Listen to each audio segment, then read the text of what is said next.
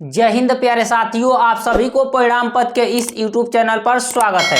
हम आपके समक्ष लेकर आ गए हैं भौतिक राशियों का मापन, जिसको इंग्लिश में बोलते हैं measurement of physical quantities. Measurement of physical quantities ये सभी विद्यार्थियों के लिए बहुत ही महत्वपूर्ण साबित होने वाला है। तो चलिए इसमें हम जानते हैं सबसे पहले भौतिक राशियां क्या होता है, जिसको इंग्लिश में बोलते हैं फिजिकल क्वांटिटीज। भौतिक राशियां के डिफिनीशन के बारे में जानते हैं। भौतिक राशियां किसे कहते हैं? वे सभी राशियां जिन्हें एक नियत संख्या द्वारा व्यक्त किया जाता है उसे भौतिक राशियां फिजिकल क्वांटिटीज कहते हैं। जैसे अभी आप डिफिनीशन सुने कि वे सभी राशियां जिसे एक नियत संख्या द्वारा व्यक्त किया जाता है उसे क्या कहते हैं? भौतिक राशियां कहते हैं। या इसका एक परिभाषा और भी बता सकते हैं, वे सभी राशियां जिसे मापा या तौला जा सकता है। जिसे मापा या तौला जा सकता है उसे हम क्या कहते हैं? भौतिक राशियां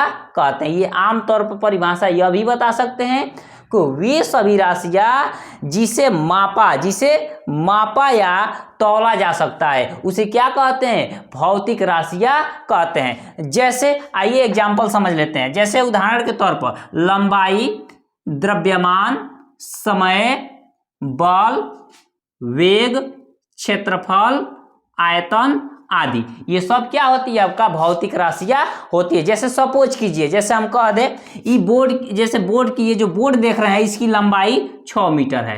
बोर्ड की लंबाई कितना है? 6 मीटर है। कितना मीटर है? 6 मीटर है। तो आप देख पा रहे होंगे यहाँ पर कि बोर्ड की लंबाई देखिए 6 मीटर यहाँ पर कहा जा रहा है। ठीक है, तो देखिए इसको एक नियत संख्या द्वारा व्यक्त किया जा रहा है। चलिए अब इसमें हम जानते हैं मापन। मापन क्या होता है इसके बारे में हम जानते हैं, जिसको इंग्लिश में बोलते हैं मेजरमेंट। क्या बोलते हैं? मेजरमेंट बोलते हैं। इसका डिफिनीशन क्या होता है इसके बारे में आइए जानते हैं।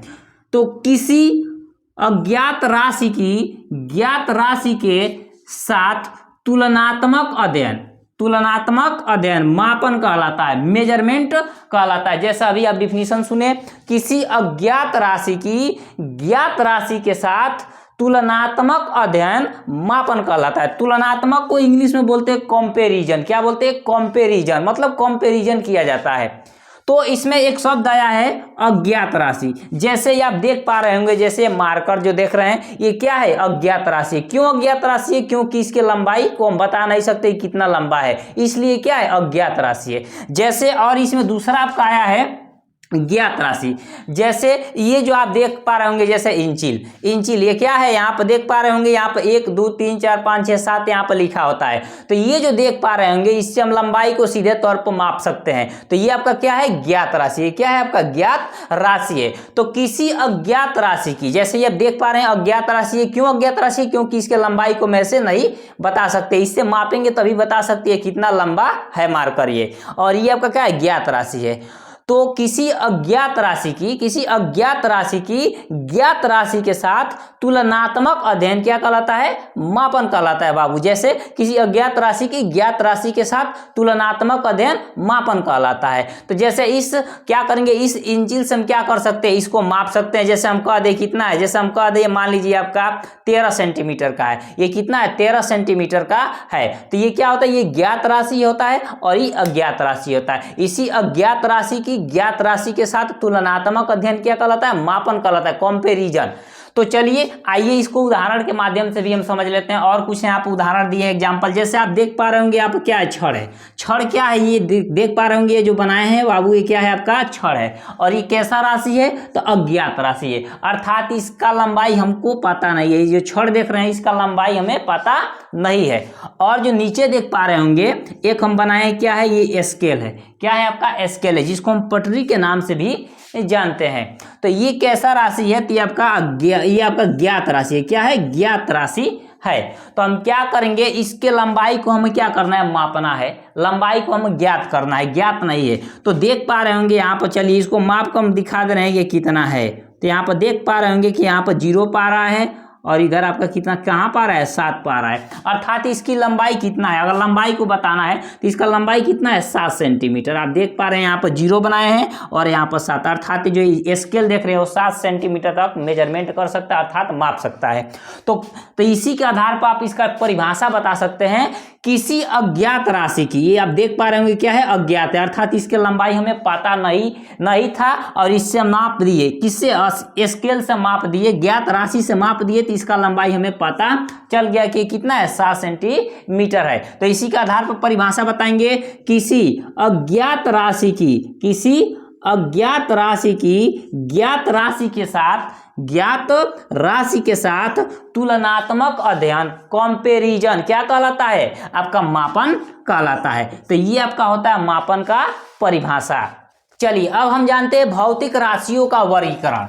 भौतिक राशियों का वर्गीकरण, जो भौतिक राशियों का वर्गीकरण होता है वो 2 प्रकार से होता है। कौन कौन से होता है, तो एक होता है मापन और मात्रक के आधार पर, और जो दूसरा होता है दिशा और परिमाण के आधार पर। राशियों का जो वर्गीकरण होता है वो बाबू 2 प्रकार से किया जाता है।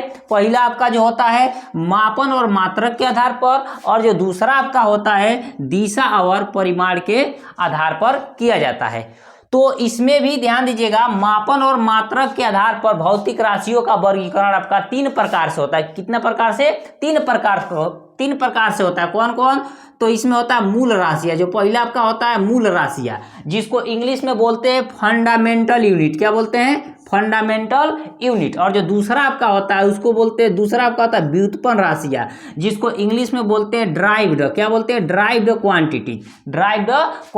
और जो तीसरा जो आपका होता है पूरक राशियां, तीसरा आपका क्या होता है, पूरक राशियां, इसको इंग्लिश में बोलते हैं सप्लीमेंट्री क्वांटिटीज। क्या बोलते हैं, सप्लीमेंट्री क्वांटिटीज। उसके बाद से दिशा और परिमाण के आधार पर भी आपका भौतिक राशियों का जो वर्गीकरण होता है वो आपका 2 प्रकार से होता है। कौन कौन होता है, जो पहला आपका जो होता है सदिश राशियां, पहला क्या होता है, सदिश राशियां, जिसको इंग्लिश में बोलते हैं वेक्टर क्वांटिटीज। क्या बोलेंगे, वेक्टर क्वांटिटीज। और जो आपका दूसरा होता है उसको बोलते हैं अदिश राशि। क्या बोलते हैं, अदिश राशि, इसको इंग्लिश में बोलते हैं स्केलर क्वांटिटीज। क्या बोलेंगे, स्केलर क्वांटिटीज। तो अभी का डिफिनीशन के बारे में हम बारी बारी से जानते हैं कि सबका डिफिनीशन क्या होता है। मूल राशियां किसे कहते हैं, व्युत्पन्न राशियां किसे कहते हैं, पूरक राशियां क्या होती है, और सदिश राशियां किसे कहते हैं, अदिश राशियां किसे कहते हैं। सबसे पहले इसमें हम जानते हैं मूल राशियां।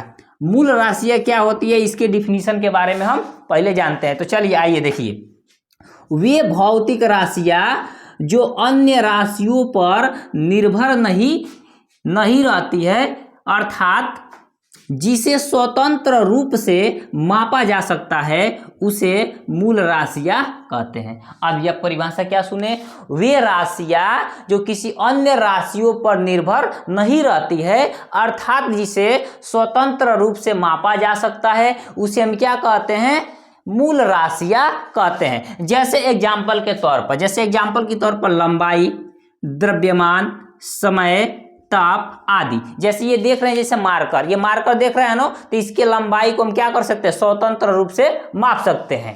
जैसे आप मूल राशियां पढ़ लिया, बात है मूल मात्रक। तो मूल मात्रक किसे कहते हैं, इसके बारे में हम देख लेते हैं।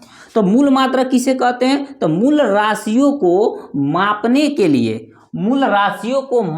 के लिए जिस मात्रक का उपयोग किया जाता है उसे मूल मात्रक कहते हैं। जैसा अभी आप क्या डिफिनीशन सुने, मूल मात्रक किसे कहते हैं, तो मूल राशियों को, जैसे आप लंबाई, द्रव्यमान, समय, ताप, ये जो देख रहे हैं ये क्या है, मूल राशियां होती है। तो मूल राशियों को मापने के लिए जिस मात्रक का उपयोग किया जाता है उसे हम क्या कहते हैं, मूल मात्रक कहते हैं। और मूल राशियां कितनी होती है, तो मूल राशि आपका 7 होती है। कितनी होती है, मूल राशि आपका 7 प्रकार की होती है। कौन कौन होती है, देख लीजिए, आइए हम देख लेते हैं। मूल राशि आपका, पहला आपका मूल राशि होता है लंबाई। क्या होता है, लंबाई।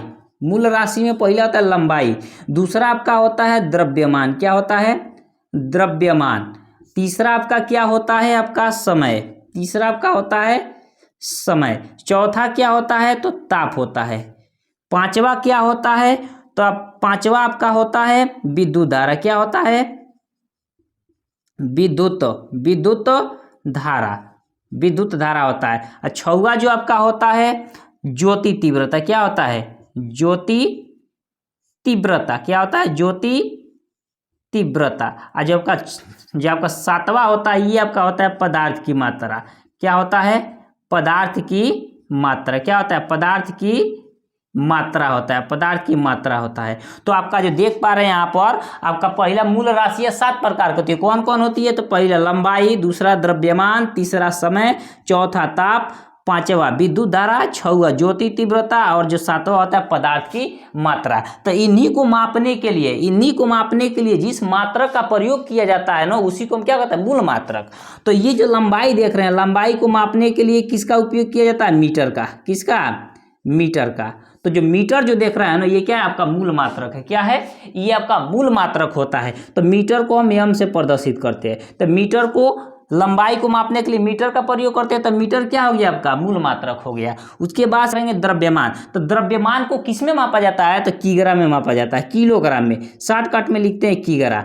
तो इसको किससे प्रदर्शित करते हैं? तो केजी से, किग्रा में मापा जाता है। उसके बाद से देख रहे होंगे समय। समय को किस में मापा जाता है? समय को किस में मापा जाता है? तो सेकेंड में। किस में मापा जाता है? सेकेंड में मापा जाता है। और सेकेंड को यस ई से प्रदर्शित करते हैं। उसके बाद से आप देख पा रहे होंगे ताप। ताप को किस में मापा जाता है? केल्विन में। किस में? केल्विन में मापा जाता है। केल्विन को किसे प्रदर्शित करते हैं? तो बाबू के से प्रदर्शित करते हैं। उसके बाद से देख पा रहे होंगे विद्युत धारा।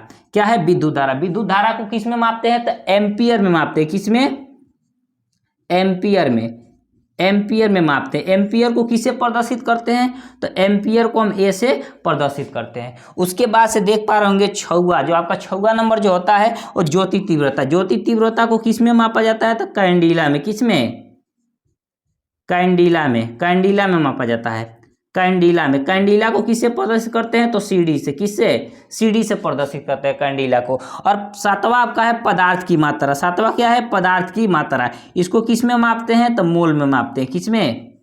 मोल में मापते हैं। और मोल को एम ओ एल से प्रदर्शित करते हैं। तो आप देख रहे होंगे यहाँ पर ये मूल राशि हो गया। मूल राशिया का डिफिनीशन हम बता दिए हैं क्या होता है, और इसमें यह भी हम बता दिए कि मूल मात्रक क्या होते हैं। तो चलिए इसमें अब दूसरा देखते हैं व्युत्पन्न राशियां। व्युत्पन्न राशियां क्या होता है इसके डिफिनीशन के बारे में हम जानते हैं। तो वे भौतिक राशियां जो मूल राशियों की सहायता से मापी जाती है उसे व्युत्पन्न राशियां कहते हैं। जैसा अभी आप डिफिनीशन क्या सुने, वे भौतिक राशियां जो मूल राशियों की सहायता से मापी जाती है उसे क्या कहते हैं? व्युत्पन्न राशियां कहते हैं। अर्थात ये जो देख रहे हैं, जो व्युत्पन्न राशियां जो देख रहे हैं ये स्वतंत्र नहीं होती, ये मूल राशियों पर डिपेंड होती है, मीन्स निर्भर रहती है। ठीक है ना। तो चलिए इसका उदाहरण देख लेते हैं। जैसे उदाहरण के माध्यम से समझते हैं। जैसे क्षेत्रफल, आयतन, वेग, त्वरण, बल आदि ये सब क्या होती है? व्युत्पन्न राशियां होती है। सब क्या होता है? व्युत्पन्न राशियां का उदाहरण होता है। इसी में आपका एक आता है व्युत्पन्न मात्रक। व्युत्पन्न मात्रक किसे कहते हैं? जैसे आप उधर अभी आप बताए हैं मूल मात्रक, जैसे मूल राशियों के बाद बताया मूल मात्रक क्या होता है, ठीक इसी प्रकार से इसका भी डिफिनीशन बताएंगे कि व्युत्पन्न मात्रक किसे कहते हैं। तो आइए देखिए, व्युत्पन्न राशियों को मापने के लिए जिस मात्रक का उपयोग किया जाता है उसे व्युत्पन्न मात्रक कहते हैं। व्युत्पन्न राशियों को मापने के लिए, व्युत्पन्न राशियों को मापने के लिए जिस मात्रक का उपयोग किया जाता है उसे हम क्या कहते हैं? व्युत्पन्न मात्रक कहते हैं। चलिए हम बता दिए थे मूल राशियां क्या होता है और व्युत्पन्न मात्रक क्या होता है, इसकी परिभाषा बता दिए थे। अब हम बताने जा रहे हैं कि व्युत्पन्न मात्रक कैसे निकालते हैं, किसी व्युत्पन्न राशि का व्युत्पन्न मात्रक कैसे निकालते हैं इसके बारे में बताने जा रहे हैं। तो चलिए देखिए यहाँ पर इधर जो देख रहे होंगे जितना ही लिखे, क्षेत्रफल, आयतन, वेग, त्वरण, घनत्व, बल, कार्य, शक्ति, दाब, संवेग, ये सब क्या है? आपका व्युत्पन्न राशियां है। क्या है? व्युत्पन्न राशियां है। और इसका मात्रक कैसे निकाला जाता है ये आपको हम बताने जा रहे हैं। तो इसमें देखिए क्षेत्रफल का व्युत्पन्न मात्रक क्या होगा, इसको आपको बताना है। तो सबसे पहले ये जितना हम लिखे हैं सबका फार्मूला याद होगा, सूत्र याद होगा, तभी आप क्या कर सकते हैं, व्युत्पन्न मात्रक को निकाल सकते हैं। तो चलिए हम देखते हैं इसमें क्षेत्रफल का निकालते हैं। तो क्षेत्रफल का फार्मूला क्या होता है, क्षेत्रफल का फार्मूला क्या होता है, क्षेत्रफल को कैसे निकालते हैं, तो लंबाई गुणे चौड़ाई, इसका सूत्र क्या होता है, तो लंबाई गुणे चौड़ाई क्या होता है, लंबाई गुणे चौड़ाई, लंबाई गुणे चौड़ाई। तो लंबाई को किस में मापते हैं, मीटर में, लंबाई को किस में मापते हैं, मीटर में मापते हैं, लंबाई को मीटर में और चौड़ाई को भी मीटर में। तो अर्थात इसका व्युत्पन्न मात्रक क्या हो जाएगा, मीटर स्क्वायर, क्या हो जाएगा, मीटर स्क्वायर, या इसी को बोलते हैं वर्ग मीटर। इसी को क्या बोलेंगे, इसी को या इसी को बोल सकते हैं क्या, वर्ग मीटर, क्या बोल सकते हैं, वर्ग मीटर। तो इसका मात्रक निकल गया। क्षेत्रफल का व्युत्पन्न मात्रक क्या होता है, तो आपका होता है मीटर स्क्वायर या वर्ग मीटर। चलिए अब हम दूसरा निकालते हैं, आयतन। जैसे देख पा रहे होंगे आयतन, आयतन का फार्मूला क्या होता है, तो आयतन निकालने के लिए हम क्या करते हैं, लंबाई चौड़ाई और क्या करते हैं, ऊंचाई का गुणा कर देते हैं, क्या होता है, गुणे ऊंचाई, ये इसका सूत्र होता है। ऊंचाई क्या होता है, ऊंचाई इसका क्या होता है, सूत्र होता है। इसका सूत्र आयतन निकालने के लिए क्या करते हैं, लंबाई चौड़ाई और ऊंचाई के क्या करते हैं, गुणा कर देते हैं। तो लंबाई को किस में मापते हैं, लंबाई को मीटर में, किस में, मीटर में। चौड़ाई को किस में मापते हैं, तो यह भी मीटर में मापते हैं। और देख रहे हैं ऊंचाई को किस में मापते हैं, तो मीटर में ही मापते हैं। अर्थात इसका मात्रक क्या हो गया, इसका व्युत्पन्न मात्रक क्या निकल गया, तो मीटर पर बता सकते हैं 3 घात, मीटर का पावर 3, या इसी को क्या कहते हैं, या इसी को हम कहते हैं, या इसी को लिख सकते हैं क्या, घन मीटर, क्या कह सकते हैं, घन मीटर, घन मीटर बता सकते हैं। तो आपका निकल गया आयतन का व्युत्पन्न मात्रक क्या होता है, तो मीटर का पावर 3, या बोल सकते हैं घन मीटर, या बोल सकते हैं घन मीटर। उसके बाद हम समझते हैं जैसे वेग, समयांतराल, अंतराल होता है। तो विस्थापन, अभी यहाँ विस्थापन क्या है, तो विस्थापन एक प्रकार के दूरी होता है। तो विस्थापन को किस में मापेंगे, तो मीटर में, विस्थापन को मीटर में, तो ऊपर लिख देंगे मीटर, क्या लिखेंगे, मीटर। और समयांतराल ना, तो समय को किस में मापते हैं, तो सेकेंड में, तो मीटर प्रति सेकेंड। तो आपका इसका मात्रक निकल गया, वेग का आपका व्युत्पन्न मात्रक क्या होता है, तो मीटर प्रति सेकेंड, यहाँ पर निकल गया मीटर प्रति सेकेंड, यहाँ पर आप देख पा रहे होंगे। और इसका हम निकाल ही दिए, यहाँ पर आयतन का क्या होता है, घन मीटर, और यहाँ पर निकाल दिए क्षेत्रफल का निकाल दिए। उसके बाद से आपका त्वरण, त्वरण का मात्रक क्या है ये आपको बताना। तो वेग में परिवर्तन की दर को त्वरण कहते हैं। तो इसका सूत्र होता है वेग में परिवर्तन, क्या होता है, वेग परिवर्तन आप बता सकते हैं, वेग परिवर्तन बटे का क्या होता है, समयांतराल होता है। ये इसका फार्मूला है। तो अभी आप सुने वेग का मात्रक क्या होता है, वेग का मात्रक यहाँ पर निकाल दिए, क्या होता है, मीटर प्रति सेकेंड। वेग का मात्रक क्या होता है, मीटर प्रति सेकेंड। तो इसका मात्रक लिख लिए, वेग का मात्रक पहले से आपका होता है मीटर प्रति सेकेंड, मतलब सेकेंड यहाँ पर नीचे होता है, और यहाँ से क्या करना है, मीटर प्रति सेकेंड, और यहाँ पर बट्टे का पहले से समय है, पहले से यहाँ पर देख रहे हैं बट्टे का क्या है, समयांतराल। तो समय वो सेकेंड और लिखेंगे, यहाँ पर क्या लिखेंगे, सेकेंड लिखेंगे। तो यहाँ पर क्या हो जाएगा, इसका मात्रक निकल के क्या आएगा, मीटर पहले से, तो यहाँ पर लिख लेंगे मीटर, और क्या आ जाएगा, ये सेकेंड गुणा करेंगे तो सेकेंड स्क्वायर। तो त्वरण के मात्रक क्या आ गया, मीटर प्रति सेकेंड स्क्वायर। तो ऐसे हम त्वरण के मात्रक निकाल सकते हैं, व्युत्पन्न मात्रक निकाल सकते हैं। उसके बाद से घनत्व का सूत्र क्या होता है, द्रव्यमान एकांक आयतन को घनत्व कहते हैं। तो इसका सूत्र होता है द्रव्यमान क्या होता है, द्रव्यमान, अब बटे का क्या होता है, आयतन, इसका सूत्र होता है आयतन। तो इसका मात्रक आपको बताना है। तो मात्रक कैसे, द्रव्यमान को किस में मापा जाता है, तो किग्रा में, किसमें, किग्रा में मापा जाता है। यहाँ पर बटे का क्या हो जाएगा, मापा जाता है। अभी आयतन को हम बताएं घन मीटर में, आप लिख सकते हैं यहाँ पर मीटर पर क्यूब, क्या लिख सकते हैं, मीटर। अब चलिए उसके बाद से देखिए, उसके बाद से हम निकालते हैं बल का सूत्र क्या होता है, लोग पढ़े होंगे, यफ बराबर क्या होता है, बल बराबर क्या होता है, यम इंटू ए, यम में होता है ना, यम में, जिसको यम को क्या बोलते हैं, द्रव्यमान, और ये क्या होता है, त्वरण होता है। तो यफ बराबर क्या होता है, एम में होता है, द्रव्यमान गुणे त्वरण, क्या होता है, द्रव्यमान गुणे त्वरण, ये क्या होता है, सूत्र होता है। तो आप जानते हैं द्रव्यमान को किस में मापते हैं, तो द्रव्यमान को किग्रा में मापते हैं, किस में, किग्रा में। तो यहाँ पे लिख दीजिए किग्रा। और ये देख पा रहे हैं त्वरण को किस में मापते हैं, तो इसको मापते हैं मीटर, किस में मापते हैं, मीटर प्रति सेकेंड स्क्वायर में। मापते हैं ना, तो यहाँ पर आ जाएगा किग्रा, यहाँ पर गुणा हुआ है ना, तो ला दीजिए मीटर, किग्रा इंटू मीटर हो जाएगा, किग्रा इंटू मीटर, और प्रति क्या हो जाएगा सेकेंड स्क्वायर। तो आपका जो देख रहे हैं बल का व्युत्पन्न मात्रक क्या निकला, किग्रा इंटू मीटर प्रति सेकेंड स्क्वायर है। इसी को बोलते हैं, या इसी को क्या बोलते हैं, न्यूटन। क्या बोलते हैं, न्यूटन। इसी को क्या बोलते हैं, न्यूटन। इसी को बोलते हैं न्यूटन। तो यहाँ से देख पा रहे हैं कि बल का मात्रक क्या होता है, किग्रा इंटू मीटर प्रति सेकेंड स्क्वायर, है क्या होता है, न्यूटन। उसके बाद से हम देख लेते हैं कार्य। कार्य का मात्रक कैसे निकालेंगे, तो कार्य का सूत्र क्या होता है, कार्य का सूत्र क्या होता है, तो कार्य का फार्मूला होता है आपका बल गुणे दूरी, बल गुणे दूरी, बल गुणे दूरी, ये इसका फार्मूला आता है। फार्मूला याद होगा तभी आप क्या कर सकते हैं, व्युत्पन्न मात्रक निकाल सकते हैं। तो कार्य का फार्मूला क्या होता है, बल गुणे दूरी। तो बल के मात्रक क्या होता है, न्यूटन। पहले ही आप जानिए बल के मात्रक न्यूटन क्या होता है, न्यूटन। यहाँ पर रख दीजिए न्यूटन, और दूरी के मात्रक मीटर, तो न्यूटन इंटू मीटर। आप बता सकते हैं इसका क्या होता है, न्यूटन इंटू मीटर। चलिए अब हम निकालते हैं शक्ति का मात्रक। तो शक्ति का फार्मूला क्या होता है, तो कार्य बटे का समय। क्या होता है, इसका फार्मूला क्या होता है, कार्य बटे का समय, कार्य बटे का समय इसका सूत्र होता है, कार्य बटे का समय इसका क्या होता है, फार्मूला होता है। तो कार्य का मात्रक क्या होता है, कार्य का मात्रक अभी यहाँ पर देखिए क्या, newton into metre, newton into metre होता है। और इसका जानते हैं समय का मात्रक क्या होता है, सेकेंड। तो न्यूटन इंटू मीटर प्रति सेकेंड, इसका क्या हो जाएगा, सूत्र हो जाएगा। इसका क्या हो जाएगा, मात्रक हो जाएगा। शक्ति का मात्रक क्या हो गया, न्यूटन इंटू मीटर प्रति सेकेंड स्क्वायर। या इसी को हम किस नाम से जानते हैं बाबू, इसी को, या इसको हम जूल के नाम से भी जानते हैं। इसको जूल भी कह सकते हैं, क्या, जूल। अर्थात बता सकते हैं कार्य का मात्रक जूल भी होता है। और ये जो देख रहे हैं शक्ति का मात्रक क्या होता है, जूल भी बता सकते हैं। उसके बाद से देखिए अब निकालना है दाब का।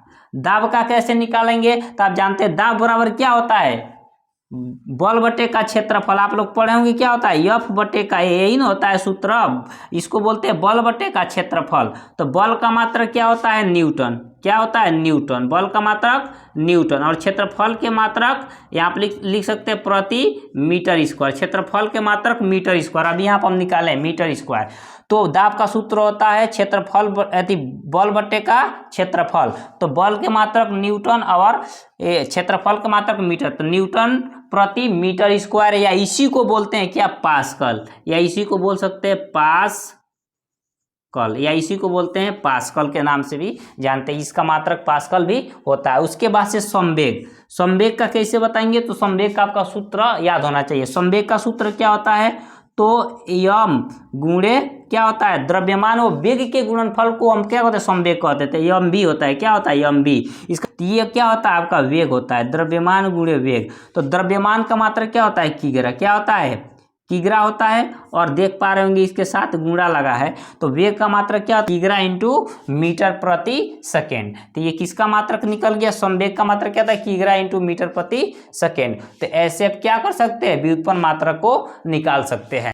यह वीडियो आप सभी को अच्छा लगा होगा तो हमारे कमेंट सेक्शन में अवश्य बताएं, ताकि बचा हुआ अगला टॉपिक का वीडियो आपके समक्ष जल्द से जल्द प्रस्तुत कर सके। तब तक के लिए जय हिंद, मिलते हैं अगले वीडियो के साथ।